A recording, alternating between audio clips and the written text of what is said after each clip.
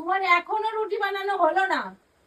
আরে জানি যে আমি ভালো করে রুটি বানাতে পারি আচ্ছা, এই না। যে ঝড় বৃষ্টি হচ্ছে, মেঘ ডাকছে, তুমি কি একটু বোঝো না? তাহলে রুটি যখন বানাতে আসবে তাহলে তুমি আগে কেন বানাওনি? আমি তো মাথায় জট আছে আমার যে এক্ষুনি বৃষ্টি নেমে যাবে। জানো যে এই কয়দিন ধরে বৃষ্টি হচ্ছে, মেঘ ডাকছে, তুমি কিছুই বোঝো না না? আমি তো ভাবলাম যে আজকে আর হবে না। কবে পিঠে পাইছে আর ওনার বসে থাকতে হবে। তো বসে থাকছিস কেন? আমি বানাচ্ছি, তুই খা। এই তো গামলায় রুটি রয়েছে, খা। খাওয়া শুরু কর। শুধু শুধু খাবো? শুধু শুধু খাবি কেন? এই যে এই পাশে মাংস রয়েছে, তাই দিয়ে খা। কাজের নামে ঠন ঠন, খাওয়ার বেলায় বিশাল পারো তুমি।